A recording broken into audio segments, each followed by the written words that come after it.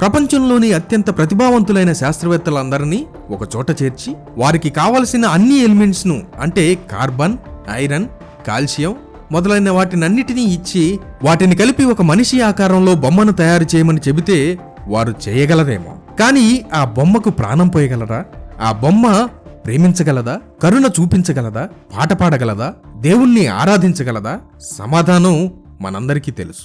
అది వారు చెయ్యలేని పని. మనిషికి అది అసాధ్యం. ఎందుకంటే అక్కడ ఒక ప్రధాన భాగం మిస్ అవుతోంది.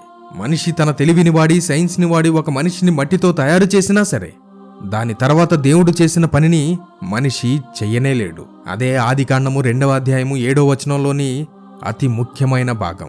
వాని నాసికారంధ్రములలో జీవవాయువును ఊదగా నరుడు జీవాత్మాయను.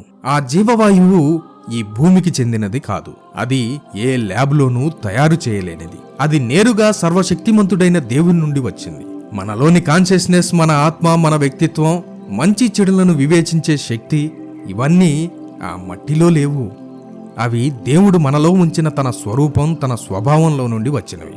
మన శరీరం అత్యంత అధునాతన కంప్యూటర్ హార్డ్వేర్ అయితే ఈ జీవాత్మ అనేది దేవుడు స్వయంగా ఇన్స్టాల్ చేసిన ప్రత్యేకమైన ఆపరేటింగ్ సిస్టమ్ లాంటిది.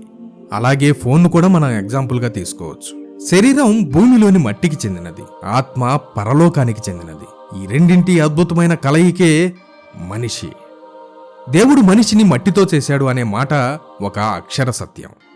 మన భౌతిక శరీరం ఈ మట్టికి చెందినదే అని సైన్స్ కూడా ఒప్పుకుంటుంది.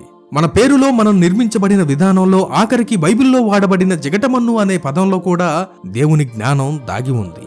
అదే సమయంలో మనం కేవలం నడిచే బొమ్మలం కాదు. మనల్ని మిగతా సృష్టి నుండి ప్రత్యేకంగా నిలబెట్టేది, మనకు విలువనిచ్చేది మనలో ఉన్న దేవుని జీవశ్వాస.